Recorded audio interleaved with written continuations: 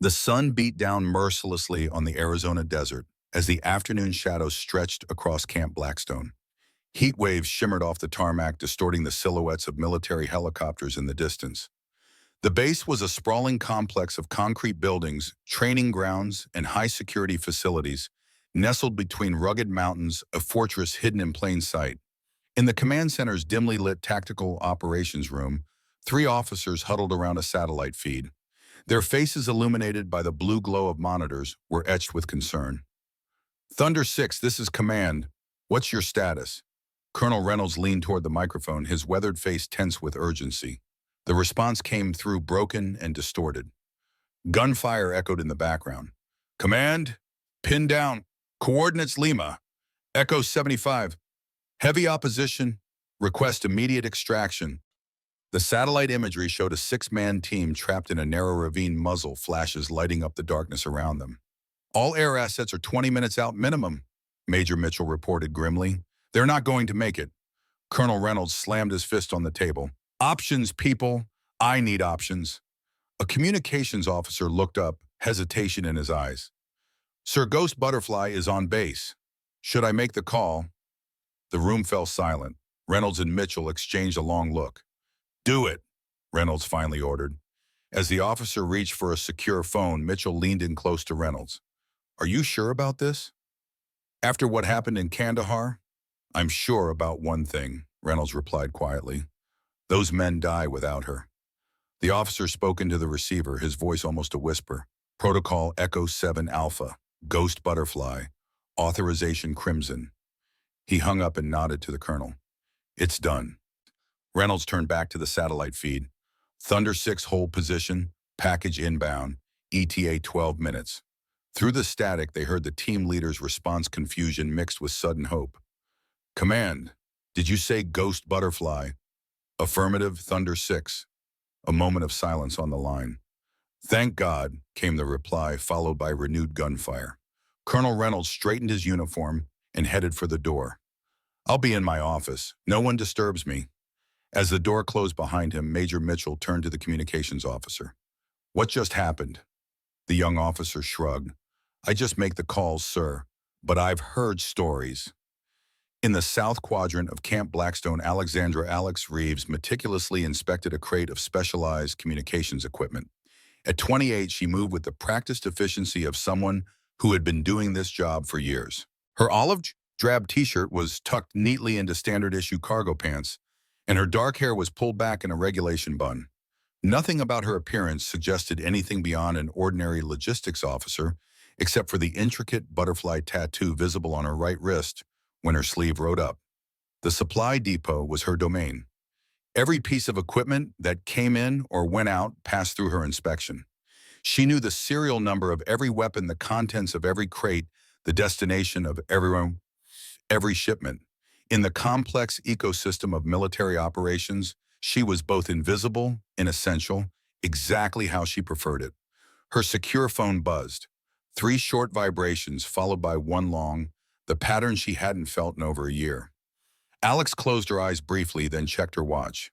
Without a word to anyone, she locked the equipment crate, logged out of her terminal, and walked calmly to her quarters. 3 minutes later, she emerged wearing a different uniform. No rank insignia, no name tape. Just plain black tactical gear that seemed to absorb the light around it. Her movements had changed too, no longer the methodical pace of a logistics officer, but the fluid, deliberate motion of a predator. She headed directly to the armory where Master Chief William Hargrove was waiting. At 67, Hargrove was a living legend, though few knew the full extent of his service record. His weathered face and steel-gray hair spoke of decades in the field, from Panama to Somalia to Iraq. Though officially serving as a training advisor, everyone knew his real value was in the wisdom he'd accumulated through 4 decades of special operations. "Been a while," he said simply, his voice like gravel. "Not long enough," Alex replied. Hargrove nodded toward a secure room behind him. "Your package is ready." Inside the room, a specialized weapons case lay open on a table. Alex inspected the contents, a customized M110A1 CSAS semi-automatic sniper rifle with a Schmidt & Bender 525-56 PMIY thermal scope, a Sig Sauer M18 sidearm with suppressor, and various specialized equipment that didn't appear in any standard military catalog. Thunder Six's team that is trapped in Sector Lima Echo, Mr. Hargrove said, watching her methodically check each component. Exfilbert is waiting. Alex assembled the rifle with practiced ease, her fingers moving in a blur. Parameters. Sanitized up. You were never there. Always am. The ghost of a smile crossed her face. Hargrove's expression remained serious. Alex, there's chatter about increased activity near the Pakistan border. Some of it matches patterns we haven't seen since Chimera. She finished his sentence, her hands momentarily still. Their eyes met in silent understanding. Both knew what those patterns meant. Be careful out there, Hargrove said finally, and come back. Alex nodded once, secured her weapons, and headed for the helipad. 12 minutes after receiving the call, the Black Hawk lifted off carrying Ghost Butterfly into the gathering darkness. The next morning, Camp Blackstone resumed its normal rhythm. Few had noticed the midnight extraction or the pre-dawn return. Fewer still knew about the 6 men who'd made it home against impossible odds, rescued by what one delirious soldier described as death with butterfly wings. Alex was back in the supply depot checking inventory as if nothing had happened. If she was operating on zero sleep, it didn't show. Her movements were as precise as ever, her expression professionally neutral. The double doors of the depot swung open, and a team of Navy SEALs strode in. Their leader, Commander Nathan Cole, was instantly recognizable, even out of full combat gear. At 35, he carried himself with the quiet confidence that came from surviving situations others wouldn't. Behind him walked 5 other SEALs, including Lieutenant Mark Daniels, whose perpetual smirk suggested he found the world perpetually amusing. "We need to sign for equipment package Delta 47, Cole announced to the room. Alex stepped forward. "Commander Cole, your requisition was processed yesterday. Follow me." She led them to a secure storage area where several crates awaited inspection. As she began the sign-over procedure, Daniels leaned against the nearby shelf, his eyes falling on Alex's wrist as her sleeve rode up. "Well, would you look at that?" he said loudly enough for the others to hear. "Logistics got herself a butterfly tattoo." The other SEALs glanced over, a few chuckling. "Let me guess," Daniels continued. "Represents freedom, transformation, or just something pretty to show off at the bars in town?" Alex continued her work without responding, her expression unchanged. "Hey, I'm talking to you," Daniels pressed, stepping closer. "What's a desk jockey need with ink anyway, trying to look tough?" One of the other SEALs laughed. "Man, I've seen more muscle on a barista." Alex remained focused on her inventory tablet, her voice professional. "Please confirm these serial numbers match your requisition, Commander." Daniels wasn't finished. "Maybe she thinks that butterfly makes her one of us. Newsflash, sweetheart. We earn our ink. Every scar, every mission, every brother lost." Commander Cole, who had been reviewing the equipment, finally looked up. His eyes fell on Alex's wrist, and his entire demeanor changed in an instant. His back straightened, his expression shifted from casual to intense focus. "Lieutenant," he said sharply, cutting Daniels off mid-sentence. The sudden change in Cole's tone caught everyone's attention. The other SEALs stopped what they were doing, sensing the shift in atmosphere. Cole stepped forward, his eyes never leaving the butterfly tattoo. Then, in a move that shocked everyone present, he stood at attention and rendered a formal salute to Alex. The supply depot fell silent. The SEALs stared in disbelief. "Sir," Daniels asked, confusion evident in his voice.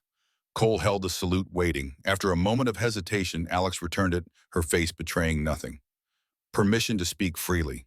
Cole asked, his voice low. Alex gave a slight nod. Cole leaned in close and whispered 4 words that only she could hear. "Chimera 7, you survived." Something flickered in Alex's eyes, recognition, perhaps pain, but was quickly suppressed. "Your equipment is ready for transport, Commander," she said, her voice steady. "Sign here." Cole signed the digital tablet, his eyes still studying her face. "We should talk." "No, we shouldn't," Alex replied quietly. "That operation never existed, Commander. Neither did I."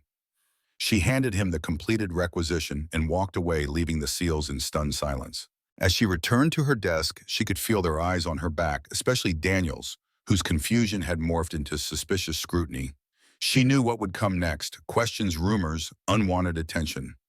The carefully constructed anonymity she'd maintained for 5 years was beginning to unravel. Word spread through Camp Blackstone with the speed and distortion of all military gossip. By lunchtime, 3 different versions of the story circulated: that Alex was a disgraced officer using a fake identity, that she was Cole's ex from another unit, that the tattoo was some kind of classified recognition signal. Alex entered the mess hall precisely when she knew it would be least crowded.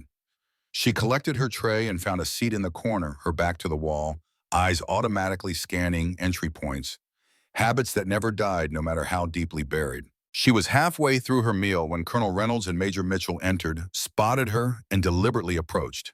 Their faces carried the righteous indignation of men whose authority had been challenged. "Specialist Reeves," Reynolds said, his voice carrying across the now quiet mess hall, "I'd like a word about your interaction with Commander Cole this morning." Alex looked up from her tray. "Sir." Reynolds remained standing, using his height as intimidation. "There seems to be some confusion about your status on this base. Care to clarify?" "No confusion on my part, sir," Alex replied evenly. Mitchell leaned in. "That tattoo, some are saying it's a Tier 1 identifier, but that's impossible because we have your file. Princeton graduate Logistics Corps, never deployed to a combat zone." His tone made it clear he thought she was perpetrating some kind of fraud. "Records can be incomplete, sir," Alex said. "Incomplete." Reynolds' voice rose. "You're wearing the insignia of a specialist in my supply depot. But Commander Cole saluted you.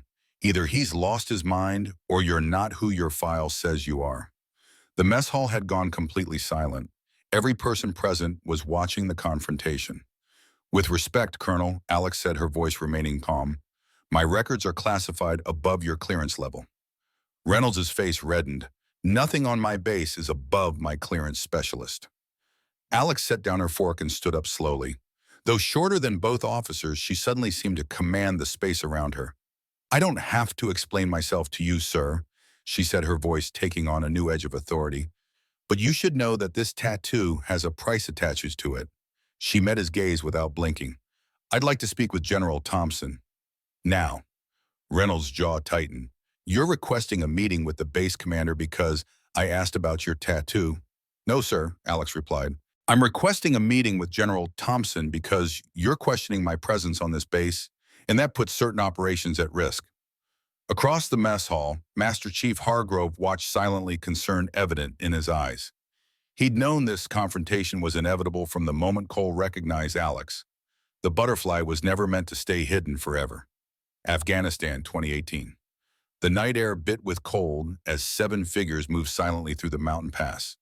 Their thermal masking suits rendered them nearly invisible to surveillance, and their movements left almost no trace in the rocky terrain. Each carried specialized equipment configured for their specific role in the mission. "Ghost 7 position check," came the whispered command through their quantum-encrypted comms. Alexandra Reeves' call sign, Ghost 7, touched her throat mic. "High ground secured. I have eyes on the compound. 3 sentries on the north wall, 2 on the east. Patrols every 7 minutes."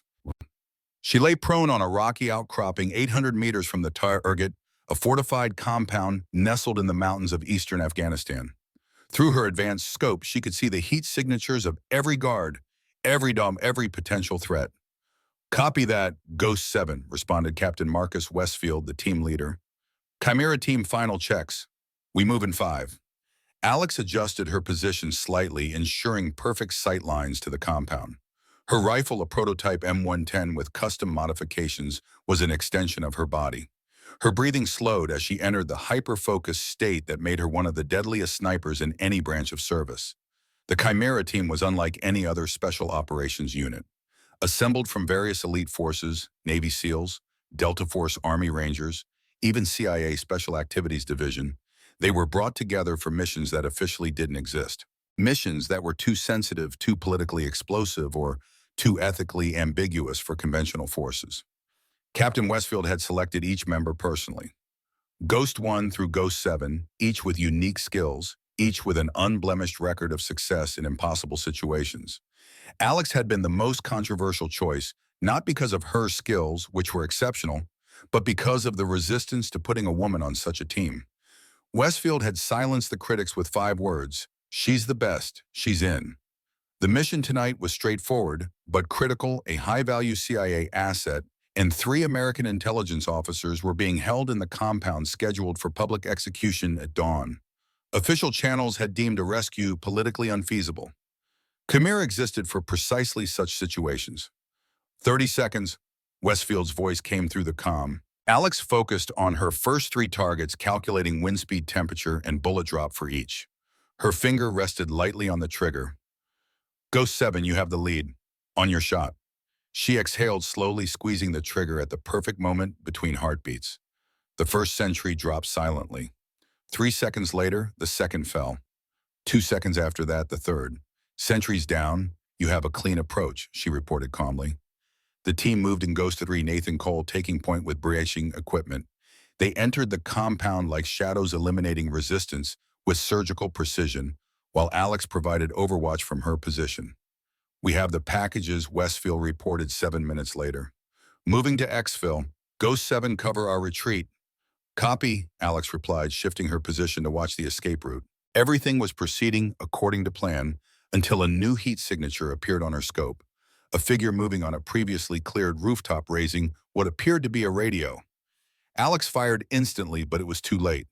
The figure fell, but not before pressing the transmit button. Compromise all units. We have a compromise, she barked into her comm. Suddenly, the quiet night erupted. Hidden doors in the compound walls opened, revealing dozens of armed men. Mounted guns that hadn't been in the intelligence briefing appeared on rooftops. It was a trap. Ambush multiple hostiles. Westfield's voice came through, accompanied by gunfire. Change to extraction point, Bravo. Alex began firing methodically, prioritizing the greatest threats to her team. Each shot found its mark, but for every enemy she eliminated, 3 more appeared. Ghost 7, we need cover on the south approach, Cole called out. She shifted position, continuing to provide precision fire as the team fought their way toward the secondary extraction point. Through her scope, she could see they were half carrying one of the rescued hostages who appeared injured. Bird is 2 minutes out, came the pilot's voice. We won't last 2 minutes. Westfield responded, his voice tight with tension. Alex made a split-second decision. I'm moving to your position. Negative Ghost 7, maintain overwatch. But she was already packing up, preparing to descend into the chaos below. Her position compromised anyway, as muzzle flashes gave away her location, drawing enemy fire. She rappelled down the cliff face in seconds, switching to her sidearm as she hit the ground running. Weaving through rocky terrain, she approached the team's position from the blind side of the enemy force. The scene she encountered was grim. The team had taken cover behind a low stone wall, pinned down by fire from 3 directions. One of the team members was clearly wounded, applying pressure to his leg, while Westfield and Cole alternated, returning fire. Nice of you to join us, Westfield said as she slid into cover beside them. Couldn't let you have all the fun, she replied, checking her ammunition. A bullet pinged off the rock inches from her head. Extraction point Bravo is compromised, Cole reported. They knew we were coming. Westfield's face was grim. We were set up. We need a new plan, Alex said, popping up to fire 3 quick shots before ducking back down. Westfield nodded. Ghost 2, your demo package still intact. The demolitions expert patted his backpack. Ready to party, Captain. Here's what we do, Westfield said, laying out a desperate plan to create a diversion with explosives while making a run for a narrow ravine that could provide cover until extraction. As they prepared to move, Westfield pulled something from his pocket and pressed it into Alex's hand. It was a small metal object, a butterfly intricately designed. If this goes sideways, he said quietly, someone needs to finish what we started. Before she could respond, he gave the signal, and Ghost 2 triggered the explosives. The night lit up as multiple charges detonated across the compound. In the chaos that followed, the team moved as one, carrying their wounded and the rescued hostages. They made it to the ravine, but the enemy was close behind, and the extraction helicopter was still minutes away. We need to hold this position, Westfield ordered, setting up a defensive perimeter. The firefight intensified. One of the rescued CIA officers was hit. Then Ghost 5 took a bullet to the shoulder. Their ammunition was running low. I can buy us some time, Westfield said suddenly. Ghost 7, you're in charge of getting them out. Alex knew instantly what he meant. Captain, no. That's an order, he cut her off. Cole, you back or play, no matter what. Before anyone could stop him, Westfield broke cover, racing toward an elevated position while laying down suppressive fire. The enemy's attention shifted to him, giving the team precious seconds to move deeper into the ravine. The last Alex saw of Marcus Westfield, he was standing exposed, drawing fire away from his team, the butterfly tattoo on his wrist catching the moonlight as he reloaded his weapon one final time. The memory faded as Alex stood in General Thompson's office, her posture perfect, eyes forward. The general was examining a document on a secure terminal, his expression unreadable. At 64, Robert Thompson had the bearing of a man who had spent his life making difficult decisions. His service in the Gulf War and subsequent conflicts had earned him respect throughout the military, and his current position as commander of Camp Blackstone gave him authority over one of the most strategically important training facilities in the country. He finally looked up from the screen, studying Alex with new interest. Your file is Illuminating Specialist Reeves, or should I say, Captain Oy. Specialist is fine, sir, Alex replied. That's my current assignment. Thompson leaned back in his chair. Do you know how many people have access to Chimera Files 7? I'm not one of them. He gestured to the screen.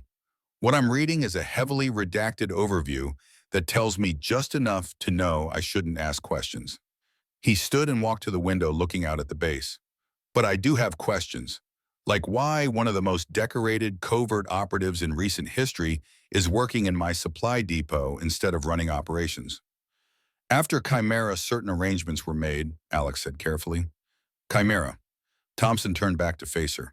Official records state the operation never existed. The same records show all team members as KIA. His eyes narrowed. Yet here you stand. 3 of us survived, sir. A 3 tap by the go. Thompson raised an eyebrow. Commander Cole is one, obviously. Who's the third? That information is classified, of course. Thompson sighed.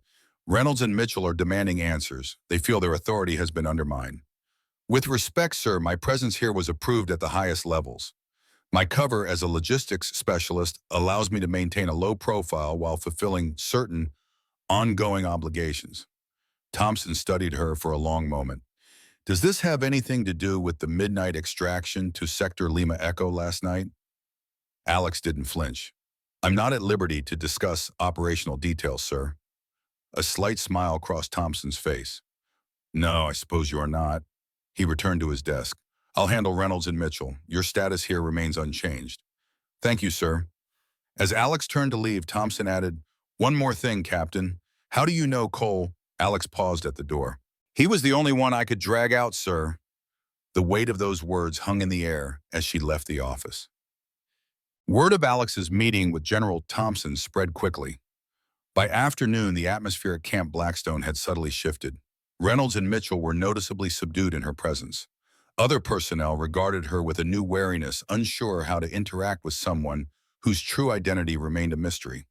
Alex continued her duties without acknowledging the change, though she noticed every whispered conversation, every curious glance. The carefully constructed anonymity of the past 5 years was compromised, and she knew that created vulnerability, not just for her, but for the operations she still protected. She was inspecting a shipment of communications equipment when Master Chief Hargrove appeared beside her. Walk with me, he said quietly. They moved outside, away from the buildings, to a spot overlooking the training grounds where new recruits were running drills under the hot Arizona sun. Thompson contacted me after your meeting, Hargrove began. Wanted to know if I knew about you. I told him we'd crossed paths before. Alex nodded, appreciating his discretion. This attention isn't good, Alex, especially not now. You think I don't know that? She replied. I've spent 5 years being invisible. Hargrove's weathered face showed concern. People like you, Ghost, you did things the rest of us couldn't. Went places we officially never were.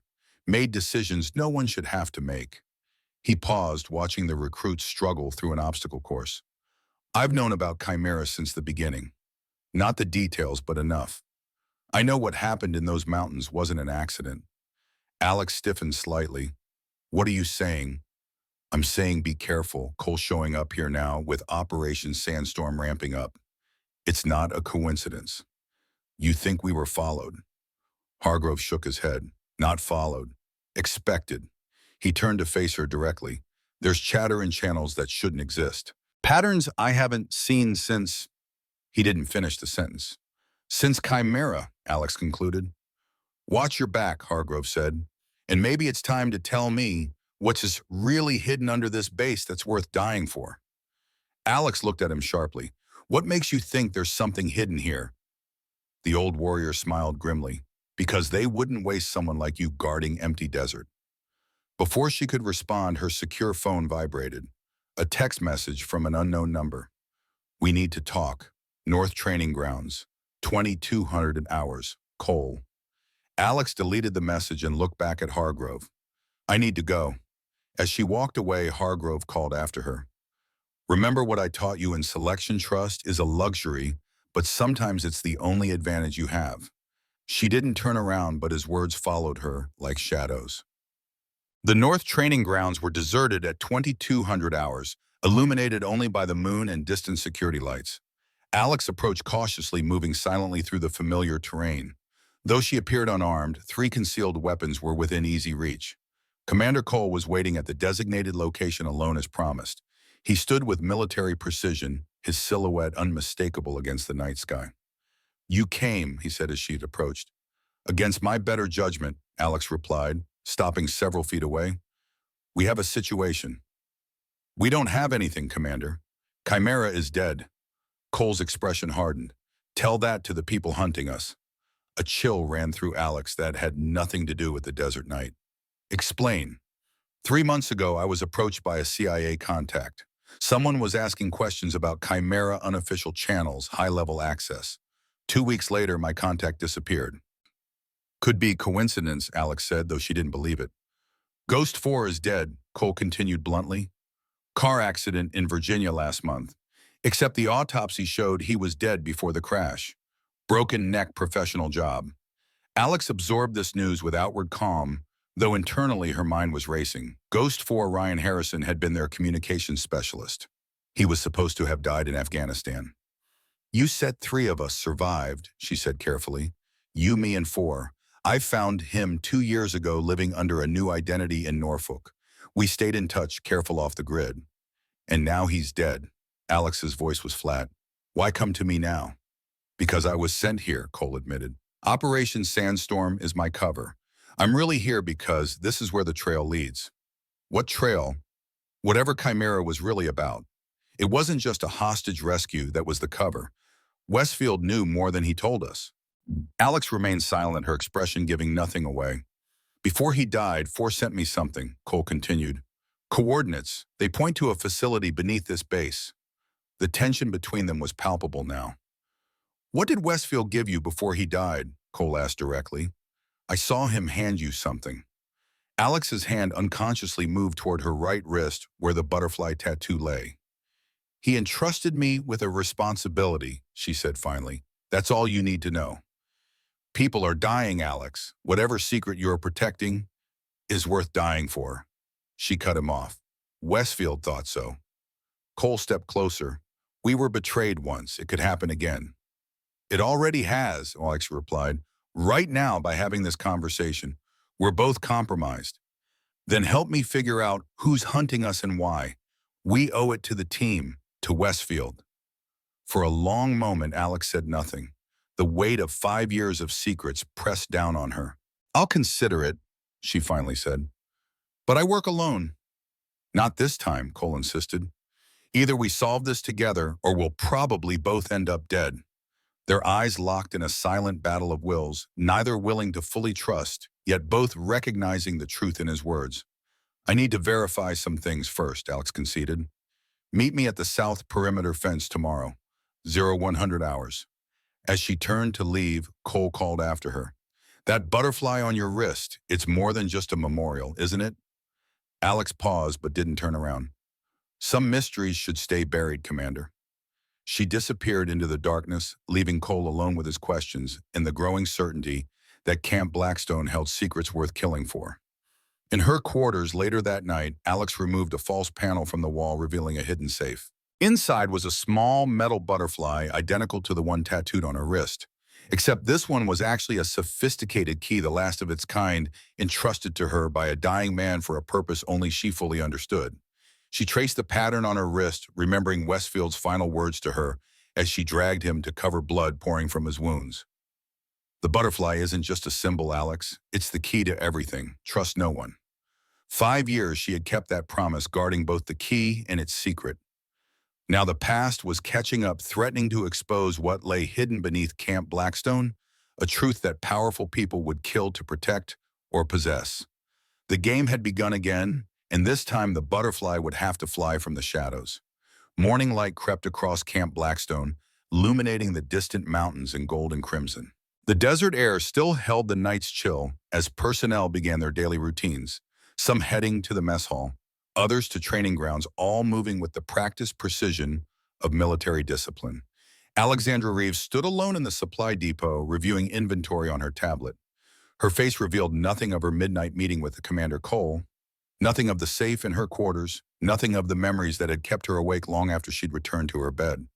She appeared to anyone watching exactly what her cover suggested: a dedicated logistics specialist starting another ordinary day. But Camp Blackstone had changed. Eyes followed her movements now. Conversations paused when she entered rooms. The anonymity she'd carefully maintained for 5 years had been shattered by a single salute. Lieutenant Mark Daniels leaned against the doorframe of the depot, watching her work. The smirk that seemed permanently etched on his face had been replaced by something more calculating.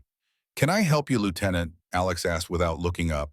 "Just curious about something," Daniels replied, stepping into the room.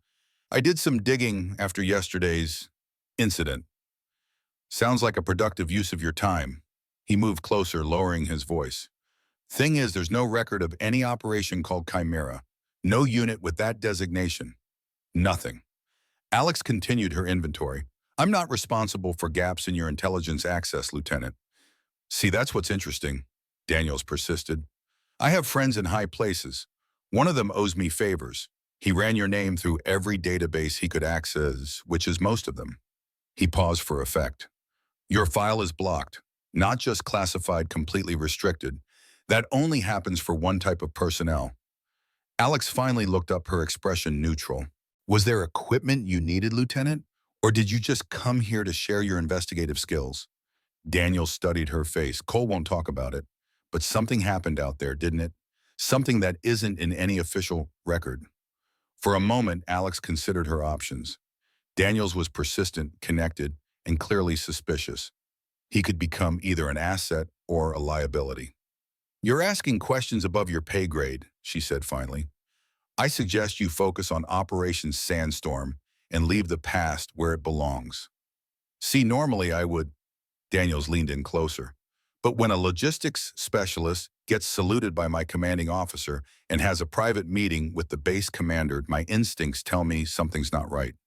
And my instincts kept me alive in Fallujah, Mosul, and a dozen other places I'm not supposed to talk about." The tension between them was interrupted by the arrival of Master Chief William Hargrove. His weathered face revealed nothing as he assessed the situation. "Lieutenant Daniels," Hargrove said, his gravelly voice carrying the weight of authority that came with decades of service. "Commander Cole is looking for you. Training briefing in 5. Daniels straightened, clearly reluctant to leave. "We'll continue this conversation another time, Specialist." After he departed, Hargrove turned to Alex. "Making friends, I see." "He's persistent," Alex replied, "and connected. Says he ran my name through databases." "Concerning," Hargrove acknowledged, "but not our immediate problem." He handed her a secure tablet. "Take a look at this." The screen showed security camera footage from the base perimeter. The timestamp indicated 0214 hours the previous night. "What am I looking at?" Alex asked. "Watch the section near the east fence." Alex studied the footage. At first, nothing seemed unusual. Then she noticed a slight distortion in the image, a shimmer that lasted less than a second. "Electronic interference," she suggested. Hargrove shook his head. "That's what the security team thought, until I showed them this." He switched to thermal imaging of the same area. Now the distortion was clearly visible as a human-shaped heat signature moving along the fence line, somehow partially masked from the thermal sensors. "Thermal dampening technology," Alex said, her voice dropping to a whisper. "Military grade." "Only a handful of units use that tech," Hargrove confirmed, "and I can count on one hand the operatives trained to move it like that." Their eyes met in silent understanding. Someone's watching the base, Alex concluded. Not just watching. That figure planted something on the east fence before disappearing. We found this. Hargrove produced a small evidence bag containing what appeared to be a sophisticated surveillance device. It's Russian-made but modified with American components. Whoever placed it knows both technologies intimately. Alex studied the device. Have you reported this? To Thompson, yes. He's increased patrols but doesn't want to raise general alarm without more evidence. He thinks I'm being paranoid, Alex deduced. Hargrove's expression hardened. Until Chimera is officially acknowledged, everything connected to it lives in the shadow of deniability, including threats. Alex handed back the tablet. I need to check something. Can you cover for me for an hour? Go, I'll handle things here. As Alex left the depot, Hargrove called after her. Remember what I taught you in selection? She paused at the door. Trust is a luxury. But sometimes, he finished, it's the only advantage you've got. The secure communications facility was located in a windowless building near the center of the base. Access required both biometric verification and a security code that changed daily. As a logistics officer responsible for equipment maintenance, Alex had legitimate reasons to visit. Inside, she found a private terminal and entered a series of commands that wouldn't appear in any system logs. The screen filled with code that would look like diagnostic data to casual observers, but was actually a backdoor into military intelligence networks, a tool left over from her days with Chimera. She typed rapidly, searching for any information on Ryan Harrison, aka Ghost 4. The official record showed he had died in Afghanistan in 2018, but according to Cole, he had been living under a new identity until his recent death. After several minutes of searching, she found what she was looking for, a police report from Norfolk, Virginia, detailing a fatal single-vehicle accident. The victim's name was listed as Michael Corrigan, but the physical description matched Harrison. The medical examiner's report confirmed Cole's claim Corrigan had died from a broken neck before the car crashed. Alex dug deeper, searching for any surveillance footage near the accident site. She found a partially corrupted file from a gas station camera 2 blocks away. The footage showed a black SUV following Corrigan's car moments before the crash. She enhanced the image of the SUV's license plate, running it through vehicle registration databases. The plate belonged to a rental car checked out to a John Smith, an obviously false name. The credit card used was a ghost account that led nowhere. Professional hit. Clean. Untraceable. She was about to log out when an alert flashed across her screen. Someone was searching for information on Chimera right now, using high-level access codes. The search originated from within Camp Blackstone. Alex quickly traced the source, Colonel Reynolds' office. She shut down the terminal and headed for the exit, her mind racing. Reynolds shouldn't have access to Chimera files, even redacted ones. Either he had obtained unauthorized access or someone with authority had granted it to him. Either way, the circle of people who knew about Chimera was growing, and with it, the danger. Afghanistan 2018. Stay with me, Captain. Alex pressed harder on the wound in Marcus Westfield's chest, but blood continued to seep between her fingers. They had taken cover in a shallow cave after escaping the ambush, but Westfield's injuries were too severe. The rest of the team had made it to the extraction point with the rescued hostages, but Alex had refused to leave Westfield behind. Cole had stayed with them, providing security, while Alex worked desperately to stabilize their leader. Alex, Westfield gasped, his voice barely audible over the distant sound of helicopter rotors. The mission wasn't what you think. Save your strength, she urged, checking his pulse. It was weakening. Listen to me. Westfield clutched her arm with surprising strength. The hostages were a cover. The real target was the data. Cole turned from his position at the cave entrance. What data? Westfield's breathing grew more labored. In my pocket. The drive. Alex reached into his blood-soaked tactical vest and retrieved a small metal case containing what appeared to be a standard military flash drive. What's on it? She asked. Project Butterfly, Westfield whispered. Bioweapon, developed in secret. Americans and Russians, working together. Against orders. Cole moved closer. Who authorized this mission? No one, Westfield coughed, blood speckling his lips. We were never here. Operation disavowed if compromised. Alex's mind raced. That's why we had no backup. No official support.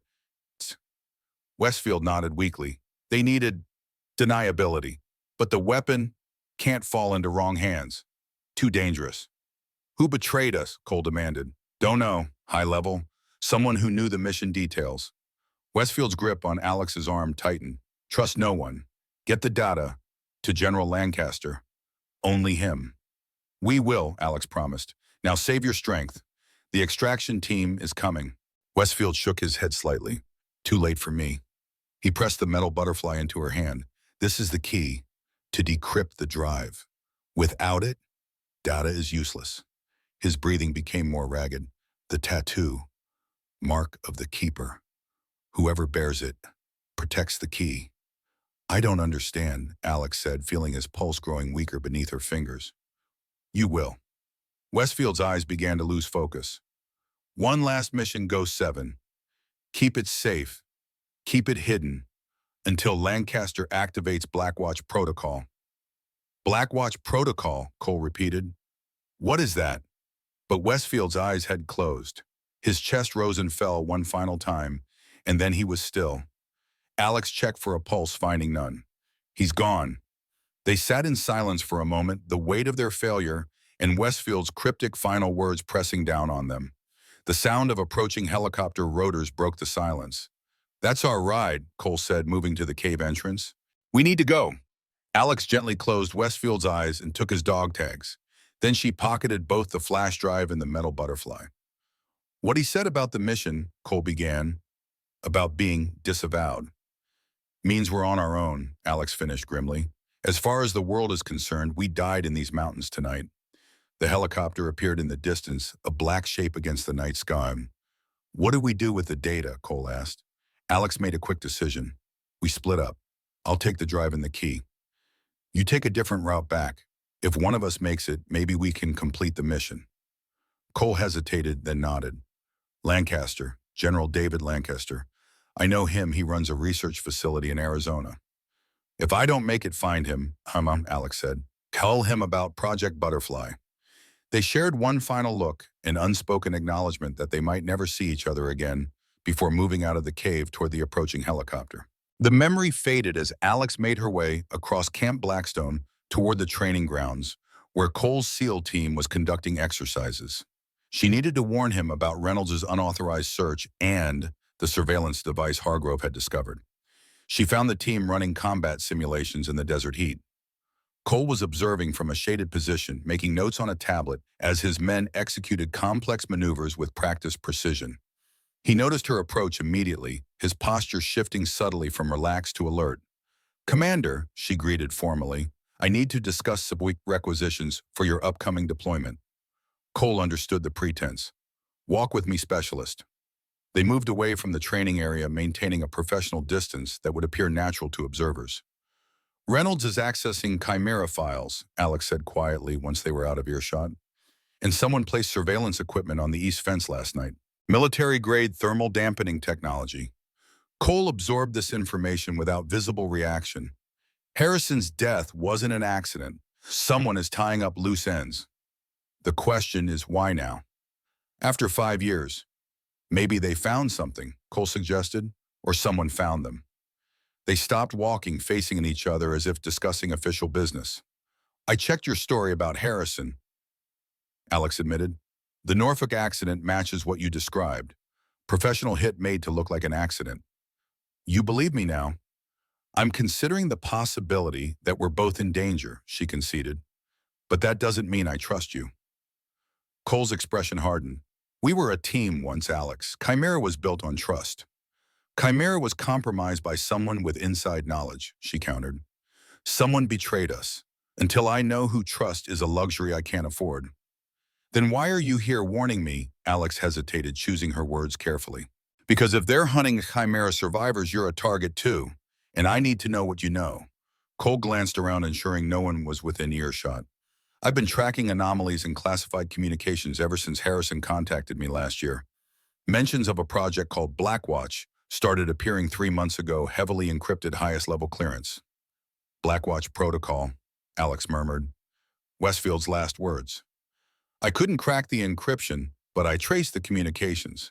Some originated from this base. Alex's mind raced. That's why you're really here. Operation Sandstorm is your cover to investigate Blackstone. Cole nodded slightly. Harrison was helping me before he was killed. He'd found a connection between Blackwatch and something called Project Butterfly. The name sent a chill through Alex. The metal butterfly key hidden in her quarters suddenly felt heavier, more dangerous. Did Harrison know about the key? She asked. No. I never told him about the butterfly Westfield gave you. That was between us and Westfield. A group of soldiers walked past, and they fell silent until they passed. We need to talk more securely, Cole said finally. 0100 hours. South perimeter as planned. I'll be there, Alex agreed. But come alone. If I see anyone else, I'm gone. As she turned to leave, Cole added, Alex, Westfield trusted you with that key for a reason. Whatever it unlocks, he believed you would protect it with your life. I have been, she replied quietly, for 5 years. The afternoon brought storm clouds gathering over the distant mountains, unusual for the season, but a welcome respite from the relentless desert sun. Alex returned to the supply depot to find Daniels waiting for her, his earlier suspicion now mixed with a reluctant respect. Commander Cole assigned me to inventory the tactical gear for Operation Sandstorm. He explained, his tone more professional than before. Alex handed him a tablet. Everything's logged in the system. I'll need your verification on the specialized equipment. They worked in tense silence for several minutes before Daniel spoke again. I served with Cole for 3 years, he said casually, through some of the worst hellholes on Earth. Never seen him salute anyone the way he saluted you. Alex continued checking inventory. Is there a question in there, Lieutenant? You saved his life, didn't you, in Afghanistan? She looked up, studying Daniel's face. His expression had changed, the arrogance replaced by genuine curiosity. What makes you say that? The way he looks at you. I've seen it before, the look men get when they owe someone everything. Daniel set down his tablet. I lost friends over there. Good men. Some bodies never recovered. Alex remained silent, sensing there was more. My brother was CIA. Daniels continued, his voice lower. Stationed in eastern Afghanistan in 2018. He disappeared during an operation that officially never happened. The revelation hit Alex like a physical blow, though she maintained her composure. I'm sorry about your brother. His name was Eric Daniels. He was a communications specialist attached to a forward operating base near the Pakistan border. Daniels watched her face carefully. The same region where rumors say a team called Chimera went dark. Alex kept her expression neutral, but her mind was connecting dots rapidly.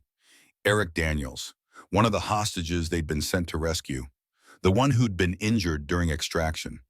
Lieutenant, I understand losing family, but they told us he died in a helicopter crash. Daniels interrupted. No body recovered, but his personal effects were returned, including his watch. I recognized it in the official photo. He paused. Thing is, that watch had an inscription inside from me. The inscription in the photo wasn't right. What are you suggesting? That whatever happened to my brother is connected to you, to Cole, and to whatever Chimera really was. Daniel stepped closer. I'm not here just for Operation Sandstorm. I'm here for answers. The intensity in his eyes told Alex he wouldn't be easily deterred. More concerning, his personal connection to the Chimera mission made him dangerous both as a potential ally and as a liability. Lieutenant, you're venturing into classified territory, she warned. For your own safety. With respect, Specialist, I've been shot at by insurgents, survived 3 IED attacks, and walked through minefields. Safety isn't my primary concern. His voice took on an edge of desperation. I just want to know what happened to my brother. Alex made a split-second decision. Meet me at the maintenance shed behind Hangar 3, 2300 hours tonight. Come alone. Daniels nodded, a mixture of surprise and determination crossing his face. I'll be there. As he left, Alex knew she was taking a significant risk. But if Eric Daniels had been one of the hostages they rescued, his brother might have information crucial to understanding who had betrayed them and why someone was hunting survivors now. The day progressed with an increasing sense of tension. Alex maintained her cover duties while carefully monitoring base communications and security patrols. The increased presence of armed guards at key checkpoints confirmed that Thompson had taken the surveillance threat seriously, even if he hadn't raised a general alarm. At 1900 hours, she made her way to the mess hall, deliberately choosing a time when it would be crowded. Safety in numbers was a basic tactical principle, harder to be targeted in a room full of witnesses. She had just collected her tray when Colonel Reynolds entered with Major Mitchell. Their conversation stopped abruptly when they spotted her. Reynolds' face hardened while Mitchell looked uncomfortable, almost guilty. Alex chose a seat with her back to the wall, positioned to observe both the entrance and the officers. As she ate, she noticed Reynolds making a call on his secure phone, his eyes occasionally flicking in her direction. "Mind if I join you?" The voice belonged to Master Chief Hargrove, who set his tray down across from her without waiting for a response. "Free country," she replied. Hargrove sat heavily, his aging frame still carrying the strength and presence that had made him legendary among special operations personnel. "Reynolds has been making calls all afternoon," he said quietly, "after your little chat with Cole at the training ground." Alex's eyes narrowed slightly. "You've been watching me." "Watching everyone," Hargrove corrected. "Old habits." He took a bite of his food, chewing thoughtfully before continuing. "In '91, during Desert Storm, I was attached to a unit that officially didn't exist. We went into places we weren't supposed to be, looking for things we weren't supposed to find." Alex remained silent, knowing there was a point to this story. "One night we discovered a lab, American scientists working with Iraqi counterparts developing something they called Project Sovereign, biological agents designed to target specific genetic markers." Hargrove's voice dropped even lower. "Washington disavowed all knowledge, ordered us to destroy the lab and eliminate all evidence." "Why are you telling me this?" Alex asked, though she suspected the answer. "Because history repeats itself." Hargrove's weathered face was grim. "Project Butterfly. That's what Chimera was really about, wasn't it?" Alex froze momentarily, then recovered. "Master Chief." "Save it," he interrupted gently. "I've been in this game longer than you've been alive. I recognize the patterns." He leaned forward. "Whatever you and Cole brought back from Afghanistan has powerful people worried, the kind who make problems disappear permanently." Across the mess hall, Reynolds finished his call and fixed his gaze on Alex and Hargrove. "Reynolds isn't acting on his own," Hargrove continued. "Someone's pulling his strings. Someone with enough authority to access files that supposedly don't exist." "You think he's connected to whoever killed Harrison?" Alex deduced. "I think nothing at Camp Blackstone is coincidental right now." Hargrove pushed his tray aside. "Including the timing of Operation Sandstorm." Alex considered his words carefully. "What do you know about General David Lancaster?" If Hargrove was surprised by the question, he didn't show it. "Brilliant scientist, headed DARPA's Biodefense Division before transitioning to a more specialized role. Maintains a research facility about 60 miles from here." He studied her face. "Why?" "Just following a lead," Alex replied vaguely. Hargrove wasn't satisfied. "Lancaster has connections to intelligence agencies most soldiers don't even know exist. If he's involved in this, the stakes are higher than you realize." "I'm aware of the stakes," Alex assured him. "Are you?" Hargrove's eyes bore into hers. "Because I'm not convinced Cole is. He's a good operator, but he thinks like a SEAL, direct action, clear objectives. This game requires a different mindset." "What are you suggesting?" "That you need to decide who you can trust before it's too late." Hargrove stood gathering his tray. "And whatever Westfield gave you, whatever you're protecting, make sure it's worth dying for." As he walked away, Alex noticed Reynolds moving toward the exit, already speaking into his phone again. The Colonel's interest in her activities was becoming more overt, more aggressive. Time was running out. The maintenance shed behind Hangar 3 was used primarily for storing ground equipment parts, a suitably isolated location for a clandestine meeting. Alex arrived 20 minutes early, scanning the area for surveillance or potential threats before slipping inside. The interior was dark except for the dim emergency lighting. She moved silently between shelves of parts and tools, finding a position that allowed her to observe the entrance while maintaining cover. At exactly 2300 hours, the door opened. Lieutenant Daniels entered cautiously, closing the door behind him. He wore standard base fatigues with no visible weapons, though Alex assumed he was carrying at least a sidearm. "Specialist," he called softly. "Over here," Alex replied, remaining in shadow. "Were you followed?" "No, I took precautions." "Show me your hands." Daniels raised his hands, turning slowly to demonstrate he wasn't concealing anything. "I came for answers, not trouble." Alex stepped partially into the light. Your brother Eric. Tell me about him. Daniels lowered his hand slowly. 34 when he disappeared. Communications expert, fluent in Pashto Dari and Russian. Recruited by CIA after 2 tours with Army intelligence. His last assignment? Classified. All I know is he was stationed near the Pakistan border working on something called regional stabilization. Family received notification of his death in February 2018. Helicopter crash during a routine transport mission. The timing aligned with the Chimera operation. You said his watch had an inscription. Daniels nodded. I gave it to him when he joined the CIA. Inscribed with our grandfather's saying, "Fortune favors the prepared." The watch in the official photo had a different inscription, "To Eric with love." Why does that matter? Because it wasn't his watch, Daniel said firmly. Someone wanted us to believe they had his body when they didn't. Alex considered this information. Eric Daniels had indeed been one of the hostages they rescued the injured one. She had a clear memory of helping carry him to the extraction helicopter. He had survived the initial rescue, but what happened after that remained a mystery. What if I told you your brother didn't die in a helicopter crash? She asked carefully. Hope flashed across Daniel's face, quickly replaced by suspicion. You know what happened to him. I know he was part of a hostage situation in early 2018. I know a team was sent to extract him and 3 others from a compound in eastern Afghanistan. Chimera, Daniels breathed. You were there. Alex nodded slightly. Your brother was injured during the extraction, but alive when he reached the helicopter. Then what happened? Where is he now? I don't know, Alex admitted. After we split up, I lost track of the hostages. Officially, the mission was scrubbed from all records.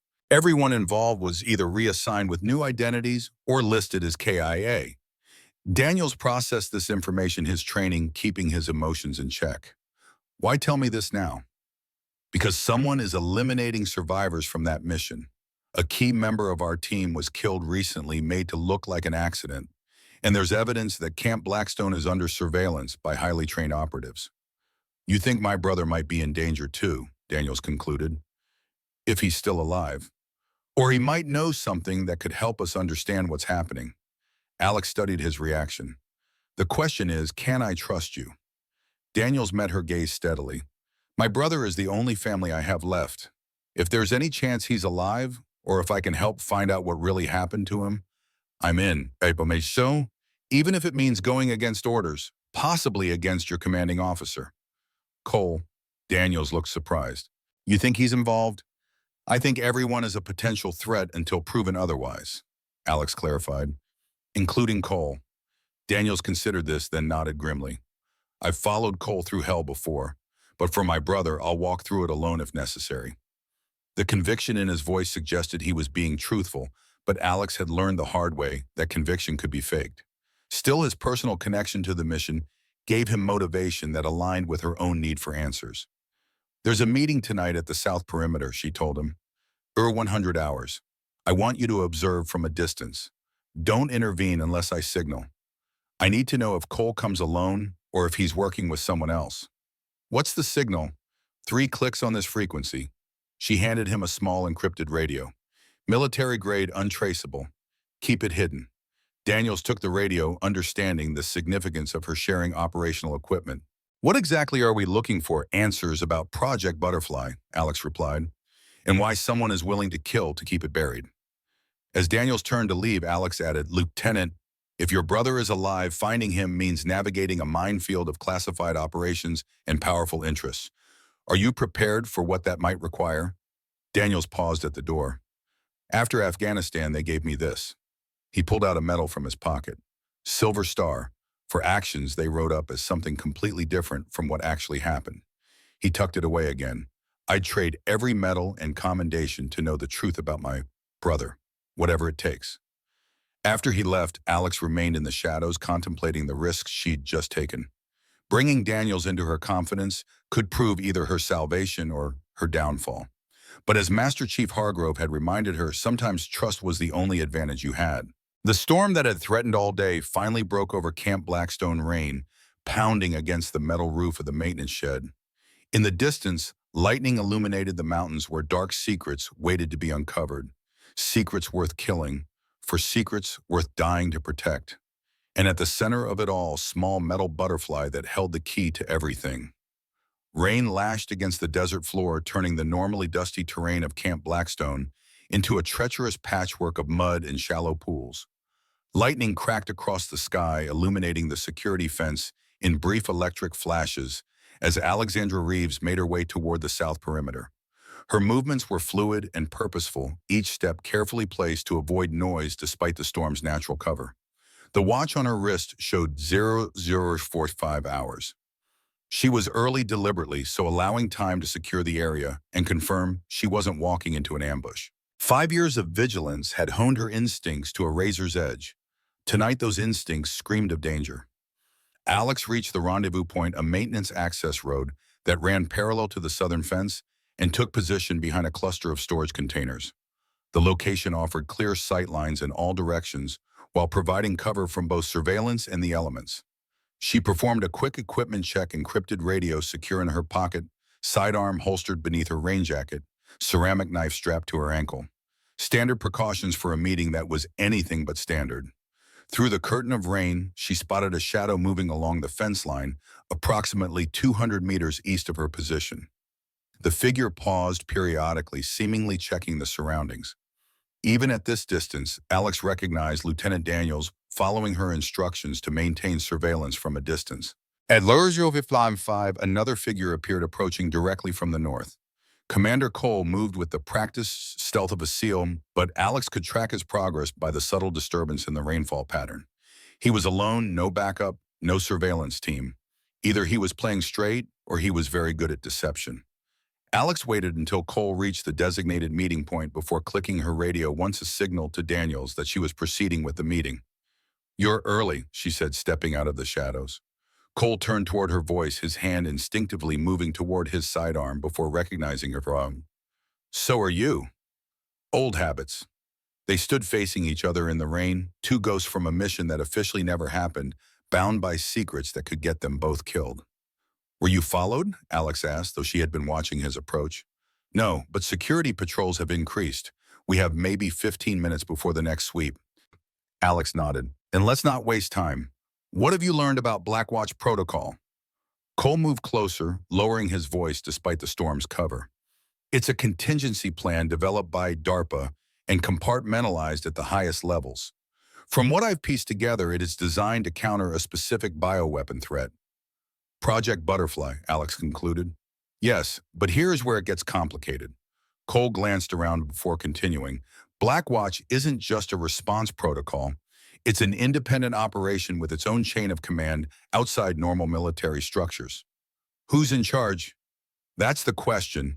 All communications I've intercepted reference a director, but never by name. What I do know is that General Lancaster is involved, but there are indications he may not be at the top." Alex processed this information, connecting it with what she already knew. Lancaster was Westfield's contact. He told us to bring the data to Lancaster if he didn't make it, which raises the question if Lancaster is part of Blackwatch. Why did Westfield trust him with the data on Project Butterfly? "Maybe Lancaster isn't the threat," Alex suggested.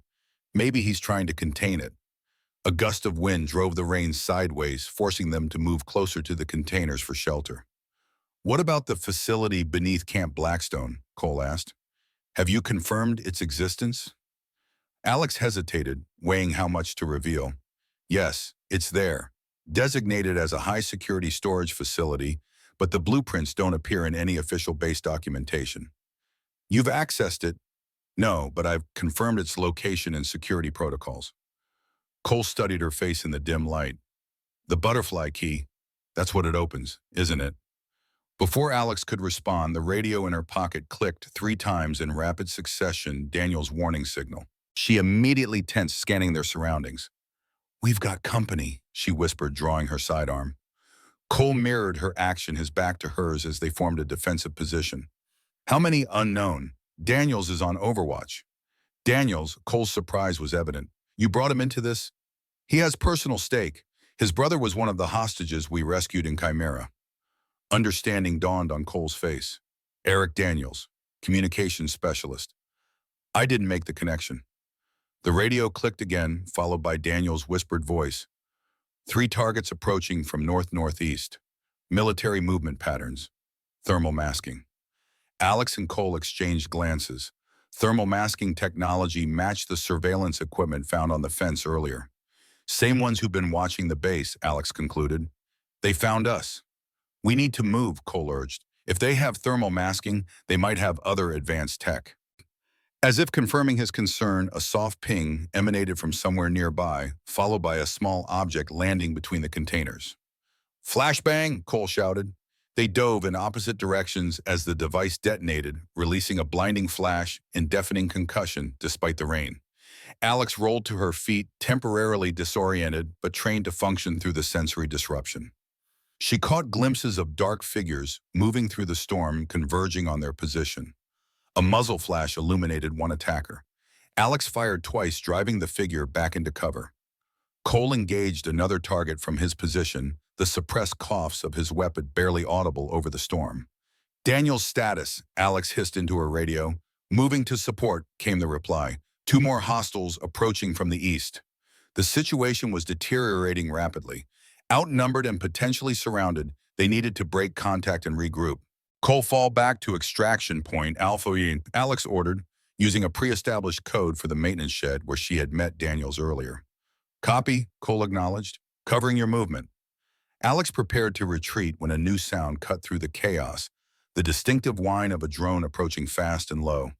Before she could react, the area was suddenly illuminated by an intense white light from above, exposing their positions. Drone, she warned, firing at the hovering threat. The light abruptly switched to infrared, invisible to the naked eye, but undoubtedly feeding targeting data to the attackers. These weren't ordinary intruders. They were using military-grade equipment and coordinated tactics. Alex made a split-second decision. Change of plans. We need to separate, draw them in different directions. Negative, Cole argued. We stand better chances together. Not this time, Alex insisted. They want something specific. We need to find out what or who they're after. Before Cole could protest further, Alex sprinted east, deliberately exposing herself to draw attention. As expected, two of the attackers immediately pursued. Through her radio, she heard Cole cursing before engaging the remaining hostiles. Daniel's voice followed, "I've got your sixth commander." Alex pushed forward through the rain, leading her pursuers away from Cole and Daniels while formulating a plan. The base alarm hadn't sounded, which meant either security was unaware of the intrusion or someone had deliberately kept them in the dark. Either way, she couldn't count on backup. She rounded a storage building, ducking behind a fuel tank as bullets pinged off the metal structure. One of her pursuers was closing too fast for standard movement. Night vision possibly enhanced mobility systems. These weren't ordinary operatives. Alex waited until the footsteps approached, then struck with practiced precision. Her first blow connected with her attacker's throat, stunning him momentarily. The second disarmed him. But as they grappled in the mud, she realized her opponent's strength was artificially enhanced, some kind of exoskeletal support system beneath the tactical gear. The attacker slammed her against the fuel tank, the impact knocking the breath from her lungs. His face was concealed behind an advanced tactical mask, but when he spoke, the voice had a distinctive Russian accent. "Where is the key, Chimera?" he demanded. Alex responded with a sharp upward strike to the mask's vulnerable connection point, dislodging it partially. The man staggered back and she pressed her advantage, delivering a series of rapid blows to the joints where the exoskeletal system connected its weakest points. The attacker collapsed to one knee, and Alex seized the opportunity to draw her ceramic knife, driving it into a gap in his body armor. He gasped, collapsing forward. Before she could recover, the second pursuer opened fire from the corner of the building. Alex dove for cover bullets, tracing her path. As she rolled behind a concrete barrier, her radio crackled. "Alex!" Daniel's voice was urgent. "Cole is down. We need immediate extraction." Her blood ran cold. Status: alive but hit. Southeast corner of the motor pool. Heavy opposition. "On my way," she replied, already calculating the fastest route. Her remaining pursuer was advancing cautiously, using covering fire to pin her down. She couldn't afford a prolonged engagement, not with Cole wounded and potentially more hostiles converging. Alex unclipped a small device from her belt, a prototype sonic disruptor designed to overwhelm sensory equipment. She activated it and tossed it toward her attacker, then sprinted in the opposite direction while he was temporarily disoriented. The storm provided additional cover as she navigated between buildings heading toward the motor pool. Base security would be responding soon. The gunfire couldn't go unnoticed forever, which complicated an already dangerous situation. If they were captured by base security, explaining the firefight would mean revealing Chimera the butterfly key and everything they'd been hiding for 5 years. She reached the motor pool's perimeter fence and quickly located Daniel's position. He had established a defensive position behind a decommissioned Humvee with Cole propped against one wheel. Blood darkened the commander's right shoulder and side. "What happened?" Alex demanded, sliding into cover beside them. "Ambush," Cole grunted through clenched teeth. "They knew exactly where we'd be."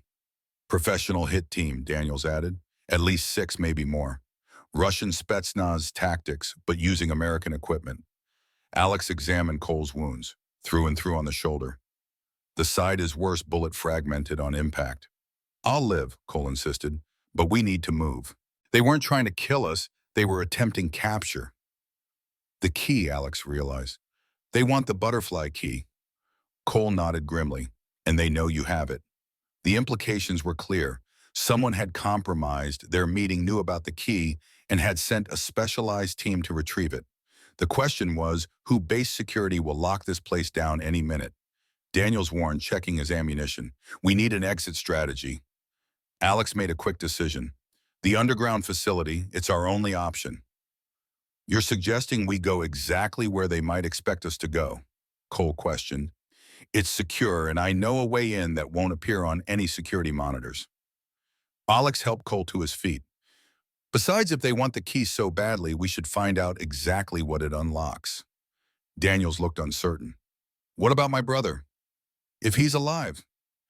"If Eric Daniels is alive, the answers are in that facility," Alex assured him. "Project Butterfly, Blackwatch, Protocol, it all leads there." A distant alarm began to wail, signaling that base security had finally detected the intrusion. "Decision time?" Alex pressed. "Are you with me?" Cole and Daniels exchanged looks, then nodded in unison. "Lead the way off each," Cole said. Alex clicked her radio twice, switching to an encrypted emergency channel. "Hargrove, this is Ghost 7, authentication code Sierra Echo, Victor Echo, November. We need immediate assistance. Medical situation." After a moment of static, Hargrove's gravelly voice responded. "Acknowledge Ghost 7. Proceed to extraction point Delta. 3 minutes." "Copy. Ghost 7 out."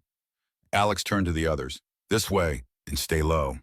Master Chief William Hargrove had seen enough combat in his lifetime to recognize the signs of a professional operation.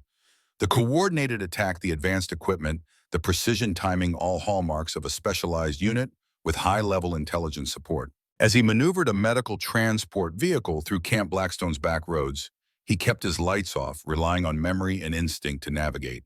The base was coming alive around him, security teams deploying spotlights, scanning the perimeter, radio chatter increasing in urgency. Someone had breached the fence, engaged in a firefight, and disappeared into the storm. The official response was by the book, but Hargrove knew it would be too little too late. Whoever had orchestrated the attack was already steps ahead. He reached extraction point Delta, a service entrance to the base's power distribution center, just as 3 figures emerged from the shadows. Even in the darkness, he could see Cole was wounded, supported between Alex and another soldier Hargrove recognized as Lieutenant Daniels. "Get in," Hargrove ordered, opening the vehicle's rear doors. "Quickly." They loaded Cole into the transport, and Hargrove immediately assessed his injuries. "He needs proper medical attention." "No hospitals," Cole insisted through gritted teeth. "No official channels." Hargrove administered a field dressing and pain medication from the vehicle's supplies. "Then where am I taking you? Security has the main gates locked down." "Sub-level access point in Building 7, Alex replied. "Maintenance tunnel."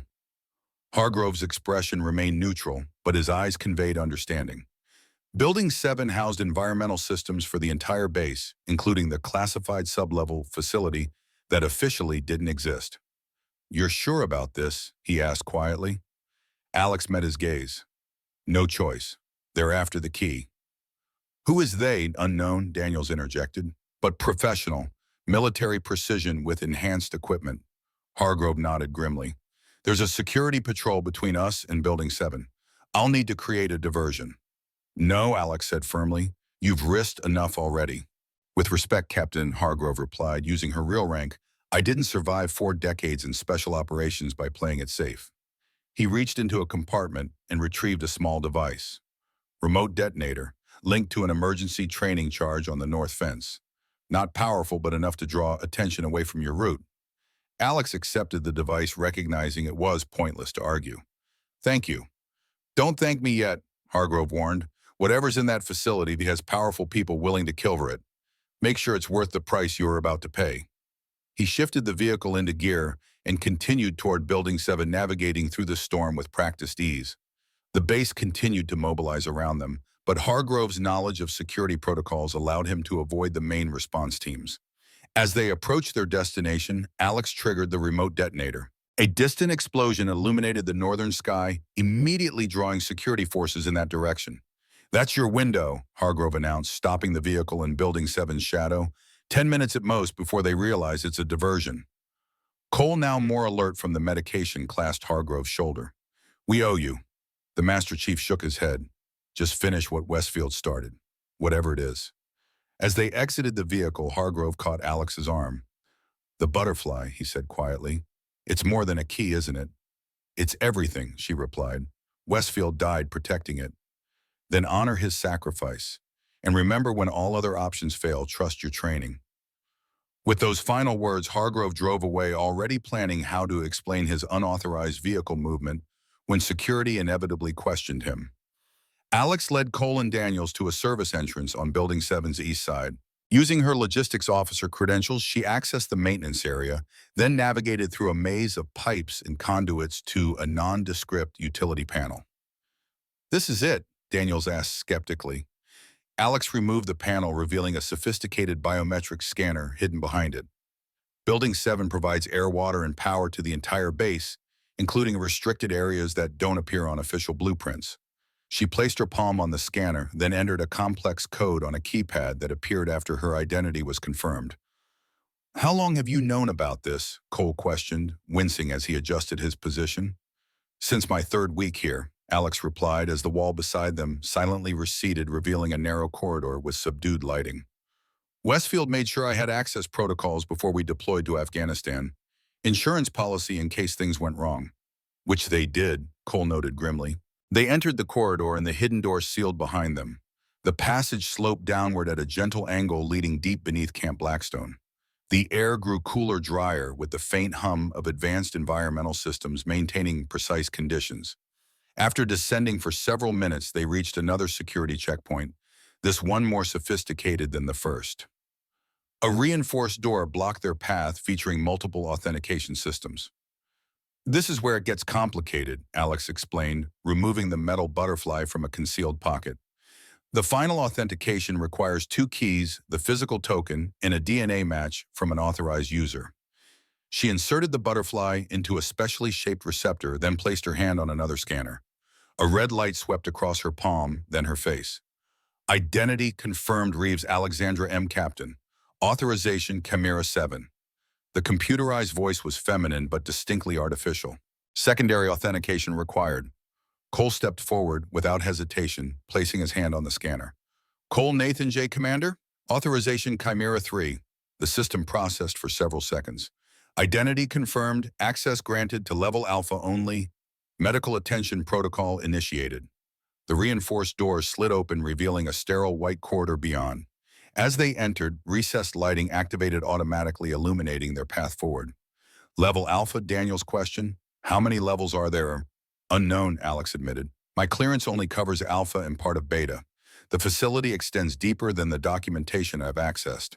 They followed the corridor to its end, emerging into a surprisingly large medical bay, equipped with technology that appeared years beyond standard military facilities.